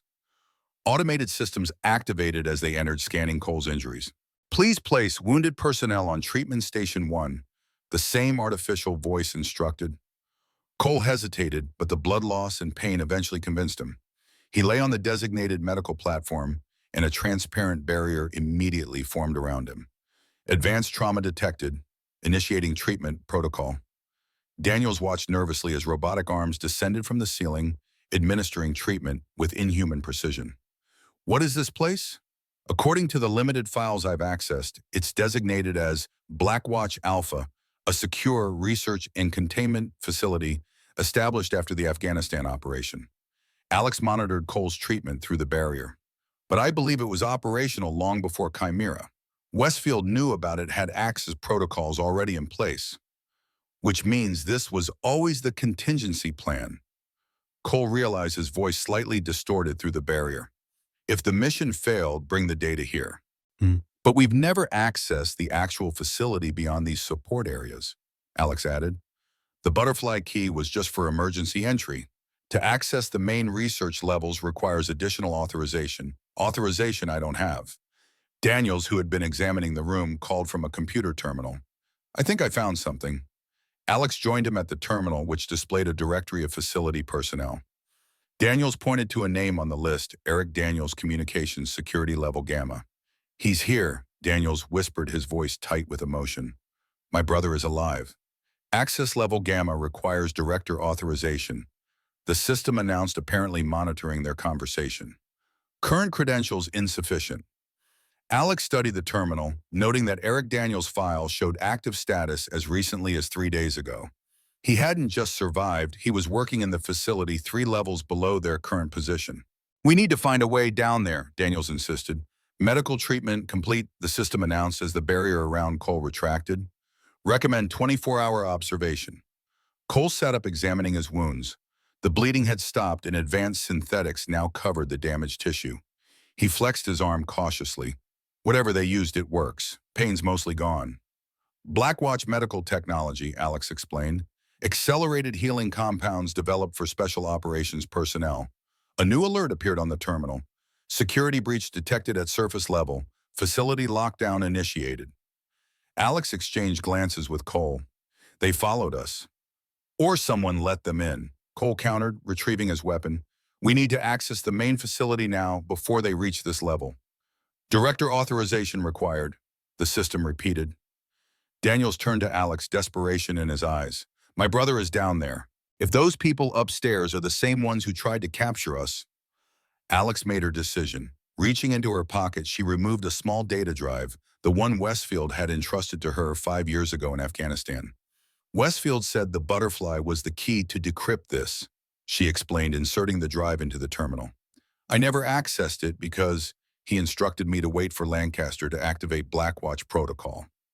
Which apparently has happened, Cole observed. The system processed the drive, then displayed a new message. Project Butterfly data detected. Decryption requires director authorization. Damn it, Alex muttered. We still need Lancaster. Or his authorization coaches, Daniel suggested. A thought occurred to Alex. System, who is the current director of Blackwatch. After a brief pause, the system responded. Current Director Lancaster David A. General, USAF Special Research Division. When was Blackwatch Protocol activated? Blackwatch Protocol activated February 17, 2023. Authorization Lancaster David A. Alex calculated quickly. 3 months ago, shortly before Harrison was killed, and around when the surveillance of Camp Blackstone began, Cole added. Another alert flashed across the terminal. Intruders have breached Level Alpha security checkpoint. Estimated arrival 4 minutes. They were running out of time. Alex turned to the system once more. System Emergency Override Authorization Chimera 7, Captain Alexandra Reeves. Recognition Code Westfield Echo Sierra Tango 5. The system processed for what seemed like an eternity before responding. Emergency override accepted for one-time facility access. Captain Reeves recognized as Chimera Contingency Designate. Access granted to Level Gamma. Security alert, armed intruders approaching this location. A previously invisible door slid open in the far wall, revealing an elevator. Go, Alex ordered. I'll hold them here, buy you time. Negative, Cole replied firmly. We stick together. Someone has to delay them, Alex insisted. You and Daniels find his brother and secure whatever data is down there. I'll join you when I can. Daniels looked torn. Captain, that's an order, Lieutenant. Alex said, her tone leaving no room for argument. Your brother may be the key to understanding what's really happening here. Cole recognized the determination in her eyes, the same look she'd had in Afghanistan when she'd refused to leave Westfield behind. How will you find us? I'll manage. Alex handed him the butterfly key. You'll need this. Now go. As the elevator doors closed on Cole and Daniels, Alex positioned herself behind medical equipment that provided both cover and a clear line of fire to the entrance. She checked her weapon, counting her remaining ammunition. Not enough for a prolonged engagement, but sufficient to buy the others the time they needed. The facility lights dimmed, suddenly switching to emergency mode as the security system detected the approaching threat. Through the reinforced door, Alex could hear movement in the corridor, multiple hostiles advancing with tactical precision. She steadied her breathing, entering the focused state that had made her one of Chimera's deadliest operatives. Whatever came through that door, she would be ready. The first explosion against the door barely dented the reinforced material. The second caused visible damage. By the third, the locking mechanism began to fail. As the door finally breached, Alex caught a glimpse of the first attacker, black tactical gear, advanced weapons, face obscured behind a specialized mask. She fired 3 precise shots, dropping the intruder before they cleared the threshold. The second and third attackers entered simultaneously, using the doorframe as cover while returning fire. Alex ducked as bullets shredded the equipment around her, calculating angles for her counterattack. When she emerged to fire again, she found herself facing a familiar figure. Stepping through the damaged door, Colonel Reynolds, wearing standard military fatigues, but carrying a non-regulation sidearm. "Stand down, Captain Reeves," he ordered, using her real rank. "By authority of Blackwatch Command." Alex kept her weapon trained on him. "You're working for them." "For Blackwatch, yes," Reynolds confirmed. "As are you, whether you realize it or not." More armed operatives filed in behind him, at least 6, all with weapons trained on her position. "Where are Cole and Daniels?" Reynolds demanded. "Gone," Alex replied simply. Reynolds signaled to his team, "Secure the facility. Find them." As the operatives dispersed, he maintained his focus on Alex. "The butterfly key and the data drive. Where are they?" "Why don't you ask your director?" Alex countered, trying to buy time. "General Lancaster seems to have started this mess." A flicker of confusion crossed Reynolds' face. "Lancaster doesn't control Blackwatch anymore. He was removed 3 months ago when he activated the protocol without authorization." This new information caught Alex by surprise. "Then who's in charge now?" "That's need to know," Reynolds replied. "And right now, all you need to know is that Project Butterfly has been compromised. If Cole accesses the lower levels with that key, he could release something that makes every bioweapon in history look like the common cold." Alex studied his face, searching for deception. "You're afraid of what's down there." "Damn right I am," Reynolds admitted. "Lancaster created something he couldn't control. When he realized his mistake, he activated Blackwatch to contain it. But others want to weaponize it, including the Russians who attacked you tonight." "How do you know about the attack?" "Because we've been monitoring all of you since Cole arrived on base." Reynolds lowered his weapon slightly. "Captain, I know Westfield told you to trust Lancaster, but things have changed. Lancaster's been compromised." A distant alarm began to sound, a different tone from the security alerts.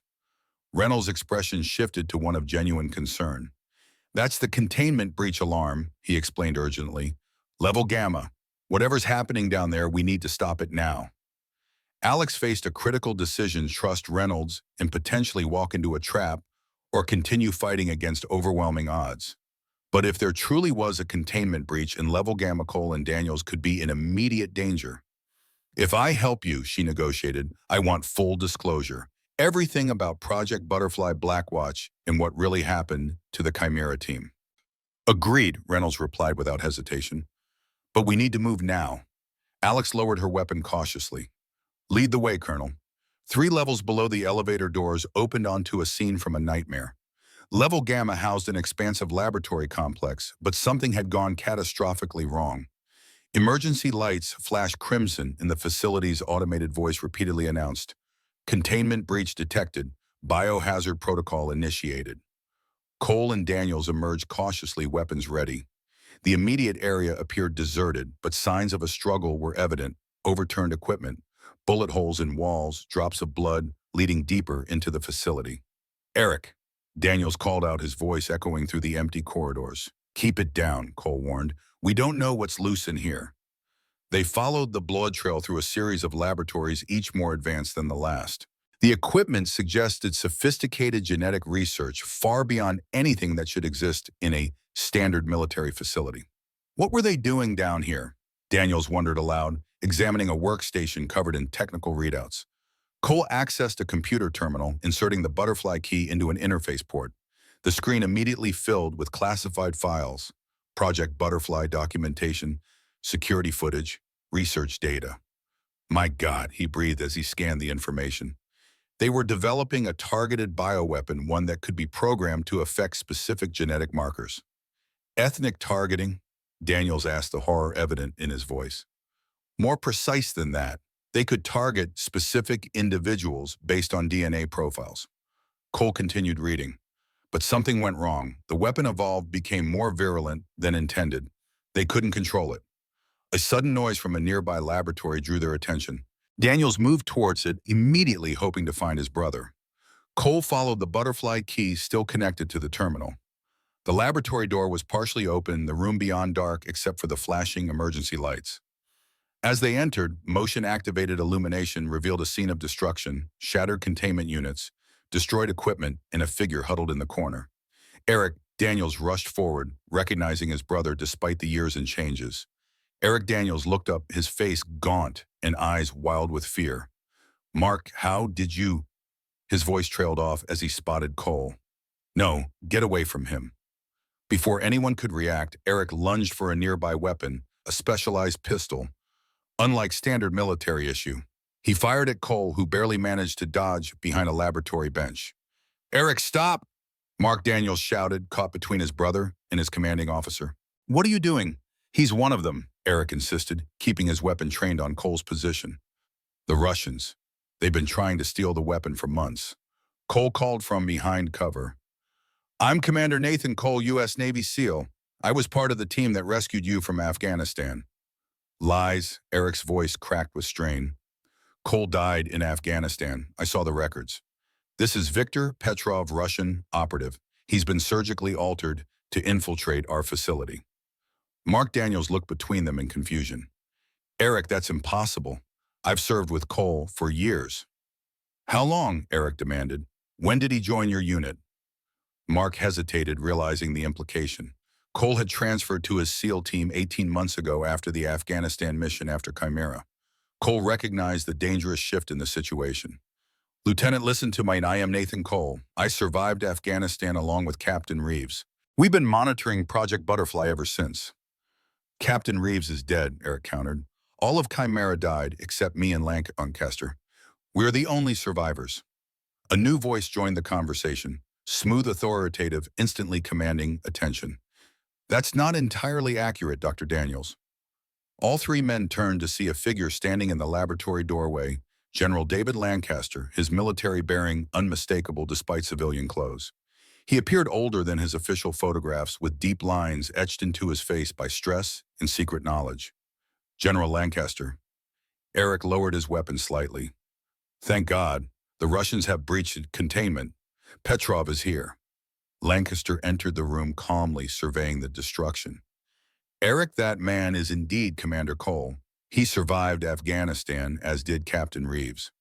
"Impossible," Eric insisted. "You showed me the casualty reports." "I showed you what I needed you to see," Lancaster replied evenly. "To protect the project, to protect you." Mark Daniels stepped toward his brother. "Eric, what happened to you? They told us you died in a helicopter crash." Eric's haunted eyes never left Lancaster. "Ask him. Ask your general what really happened." Lancaster sighed heavily. "After the Chimera extraction, we discovered that Eric had been exposed to an early version of the butterfly pathogen during his captivity. The Russians were already developing it. That's why we sent Chimera in the first place, to recover data on their progress." "You used us," Cole accused, emerging cautiously from cover. "I protected my country," Lancaster corrected. "The intelligence indicated the Russians had developed a bioweapon that could target specific genetic profiles, a perfect assassination tool that would leave no trace. We needed that research to develop countermeasures." "But something went wrong," Eric interjected bitterly. "Tell them what happened to the other hostages, General." Lancaster's expression hardened. The other two CIA officers began showing symptoms during extraction. We had no choice but to quarantine all three of you. You reported them dead, Cole said, along with most of Chimera. A necessary deception. The Russians couldn't know we had their research, and the public couldn't know about a weapon that could potentially trigger a new arms race. Mark Daniels approached his brother cautiously. You've been here all this time, a prisoner. Not a prisoner, Lancaster answered for him. A vital researcher. Eric's exposure gave him unique insights into the pathogen's mechanism. He became essential to Project Butterfly. Essential? Eric laughed darkly. I became the project. My blood, my tissues, they're the foundation of the containment protocol. Understanding dawned on Cole's face.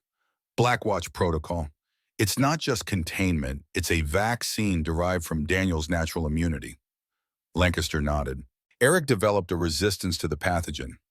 We use that to create a defensive measure against potential deployment. But someone else wants the offensive capability, Cole concluded. The Russians who attacked us tonight. Not just Russians, Lancaster corrected.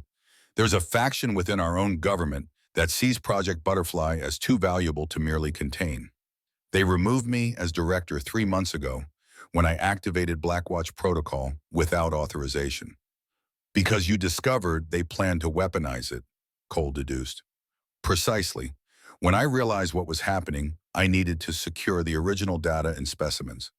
I activated the protocol and contacted the only other person who had access to the decryption key. Lancaster turned to the doorway as footsteps approached. Captain Reeves.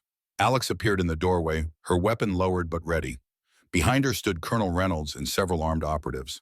General, she acknowledged Lancaster with a nod. Reynolds claims you have been compromised. Lancaster's smile was tired but genuine. Of course he would say then. Reynolds reports to the new director, the one who plans to weaponize Butterfly. Reynolds raised his weapon, pointing it at Lancaster. General Lancaster has suffered a psychological break. The stress of the project has affected his judgment. Then why did you attack us at the perimeter? Alex challenged. Those were your men, weren't they? Russian operatives, Reynolds insisted. We've been tracking their infiltration attempts for weeks. Eric Daniels shook his head. He's lying. Reynolds has been bringing unauthorized personnel into the facility for months, military scientists with weapons development backgrounds. The tension in the room reached a breaking point, multiple weapons aimed in various directions. Trust completely fractured. Enough, Lancaster commanded, his voice cutting through the chaos. Captain Reeves, do you still have the data drive Westfield gave you? Cole has it, Alex replied, along with the Butterfly key. Lancaster turned to Cole. Commander, the terminal you accessed earlier, did you complete the decryption? Cole nodded. It's still processing, but the files are unlocking. Then we have one chance to end this, Lancaster declared. The complete Project Butterfly documentation, including evidence of unauthorized weaponization attempts, is contained in those files. Once decrypted, I've programmed the system to transmit the data to multiple secure locations, the CDC, WHO, and several trusted military contacts. You'll expose classified research, Reynolds protested. I'll expose a conspiracy to develop illegal bioweapons, Lancaster corrected. Sometimes the only way to kill a dangerous secret is to drag it into the light. Reynolds signaled to his operatives. Secure the terminal. Stop that transmission. As Reynolds' men moved toward the door, well, sure, Alex made her decision. She raised her weapon, aiming directly at Reynolds. Stand down, Colonel. You're making a mistake, Captain, Reynolds warned. No, Alex replied firmly. I'm finally fulfilling my mission. She glanced at Lancaster. Westfield told me to trust you, to protect the key until you activated Blackwatch protocol. Marcus was a good man, Lancaster said softly. He understood the stakes better than anyone. Reynolds recognized he was losing control of the situation. In a desperate mode, he fired at Lancaster, the bullet striking the general in the shoulder. Before he could fire again, Alex put 3 rounds in his chest, dropping him instantly. The remaining operatives hesitated, weapons half raised, suddenly uncertain without Reynolds' leadership. Your colonel was working for people who would use this weapon to commit mass murder, Lancaster told them, clutching his wounded shoulder. Are you prepared to do the same? One by one, the operatives lowered their weapons. The facility's automated voice suddenly announced, decryption complete, data transmission initiated. On nearby monitors, they could see the files being uploaded to external servers, the truth about Project Butterfly finally emerging from the shadows. "It's done," Lancaster said with visible relief. "The weapon will be exposed, making it impossible to deploy covertly. The international scrutiny will be too intense." Eric Daniels approached his brother, embracing him for the first time in 5 years. "I'm sorry, Mark. I wanted to contact you, but they wouldn't allow it." "You're alive," Mark replied, his voice thick with emotion. "That's all that matters now." Cole turned to Alex. "So it's over. After 5 years of hiding." "This part is over," she confirmed. "But the butterfly is out of its cocoon now. There will be consequences, investigations." Lancaster nodded grimly. "For all of us. I'll take full responsibility for my role in this. It was my project, my failure to control it." "What about the facility, Barniegam?" Alex asked. "The pathogen is still contained. Level Delta remains secure," Lancaster assured her. "The actual specimens are in cryogenic storage protected by multiple redundant systems. They'll be transferred to a CDC maximum containment facility once this is all public." As medical personnel arrived to treat Lancaster's wound, Alex found herself standing beside Cole, watching as 5 years of secrets finally unraveled around them. "Westfield would be proud," Cole said quietly. "You protected the key until it was needed." Alex touched the butterfly tattoo on her wrist, the symbol that had marked her as both target and guardian. "He knew what he was doing when he chose us, all of us." "So what happens now, Captain?" Cole asked. "Back to logistics." The ghost of a smile crossed Alex's face. "I think my cover is thoroughly blown, Commander." "Good," he replied. "Ghosts should rest eventually." As they prepared to leave the facility, Master Chief Hargrove appeared in the doorway, somehow having navigated the security lockdown. His weathered face showed relief at finding them alive. "Heard there was some excitement," he said dryly. "Base security is in K. Perfect time to disappear if anyone's interested." Alex shook her head. "No more disappearing, Master Chief. Time to step into the light." Hargrove nodded approvingly. "About damn time." He glanced around at the advanced laboratory. "So this is what all the secrecy was about." "A weapon that should never have been created," Alex confirmed. "They always say that," Hargrove replied philosophically, "right before they build the next one." As they made their way back to the surface, Alex reflected on the journey that had brought her here from the mountains of Afghanistan to the hidden depths beneath Camp Blackstone. The butterfly key had fulfilled its purpose, unlocking not just data, but truth. Outside, the storm had passed. Dawn was breaking over the desert, painting the mountains gold and crimson. Camp Blackstone would never be the same, its secrets exposed, its hidden purpose revealed. Alex stood in the morning light, finally free of the burden she had carried for 5 years. The butterfly tattoo on her wrist caught the sun's rays, no longer a mark of secrecy, but a badge of honor, a reminder that sometimes the most important battles are fought in the shadows by ghosts who refuse to disappear when duty calls. In the distance, helicopters approached, undoubtedly the first wave of officials responding to Lancaster's data transmission. The reckoning was coming, but Alex was ready. Some truths were worth fighting for, worth dying for, worth living for. And this truth, like the butterfly itself, had finally emerged from its long metamorphosis, transformed, beautiful, and impossible to recapture. "They don't laugh at the tattoo anymore," Hargrove observed, nodding toward a group of soldiers who stood at attention as Alex passed. "They salute it." Alex nodded slightly, accepting their respect not for herself, but for what the butterfly represented, the price paid by those who stand between darkness and light, between chaos and order, between threat and safety. For the butterfly wasn't just a symbol, it was a promise that some secrets are worth protecting and some truths are worth revealing, no matter the cost.